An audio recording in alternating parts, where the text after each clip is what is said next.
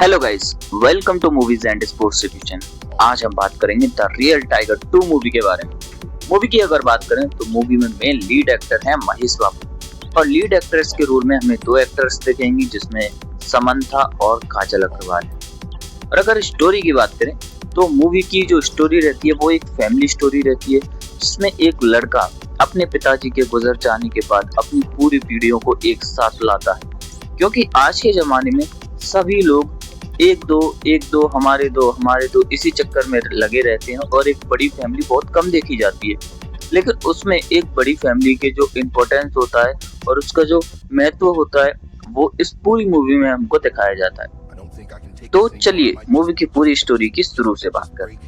तो मूवी जब स्टार्ट होती है तो हमें एक फैमिली दिखाई जाती है, एक बहुत बड़ी फैमिली जिसमें सभी लोग एक साथ मिलकर रहते हैं और एक साथ मिलकर उन्होंने एक बिजनेस एम्पायर को खड़ा किया होता है। और इसके साथ साथ उनके जो ससुराल वाले होते हैं वो भी उनके साथ ही रह रहे होते हैं। लेकिन इसमें कहानी में एक चीज का ट्विस्ट हमें देखने को मिलता है कि सभी लोग मिलकर रह रहे होते हैं, लेकिन जो मेन लीड एक्टर्स हैं महेश बाबू जो कि अजय का रोल प्ले कर रहे होते हैं, उन्हीं के हिसाब से मैं सारे आपको रिश्तेदार के नाम बताऊं। उनके जो मामा जी होते हैं वो उखड़े उखड़े से रहते हैं, हमेशा पूरी मूवी में ही आपको दिखेंगे। और सभी लोग उनको ताना देते रहते हैं कि आप अपने ससुराल वालों के साथ काम करते हैं, आपका खुद का कुछ नहीं है, उन्हीं के पैसों पे आप रहते हो। ये बात उनको हमेशा चुभती रहती है।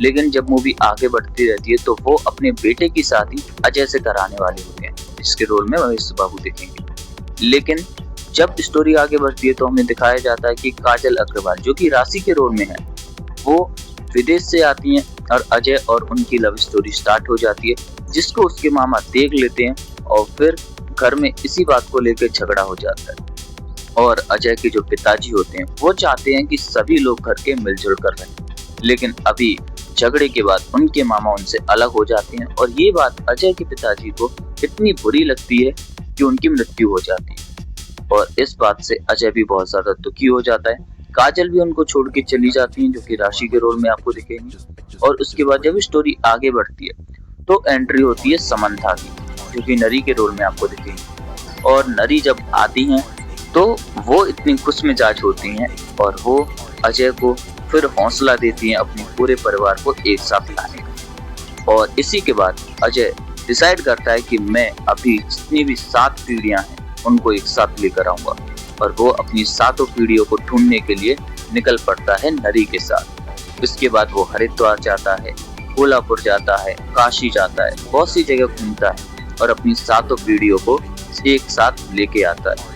और जब स्टोरी आगे बढ़ती है तो हमें ये भी दिखाया जाता है कि अजय के मामा की जो बेटी की शादी हो रही होती है वो एक बहुत बड़े बिजनेसमैन से हो रही होती है और वो शादी करने के लिए नहीं मान रहे होते हैं, लेकिन अजय ही उनको मनाता है।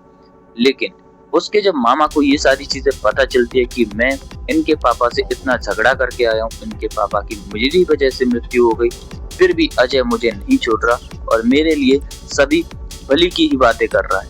और जब ये सारी चीजें उनको भी पता चलती हैं तो उनका भी दिल पिघलता है। सारे परिवार को एक साथ देखकर वो अपनी सारी जो गलतियां हैं उनकी माफी मांगता है और अजय भी उनको माफ कर देता है। इस तरह अजय पूरे परिवार को एक साथ लाने में फिर से सफल हो जाता है। इसी तरह मूवी की स्टोरी भी एंड होती है। अगर इस मूवी में आप मेरे पर्सनल ओपिनियन की बात करें तो मुझे तो ये मूवी बहुत ज्यादा अच्छी लगी, क्योंकि मैं ये चाहता हूँ कि इस तरह की मूवी आजकल बहुत ज्यादा कम बनती है।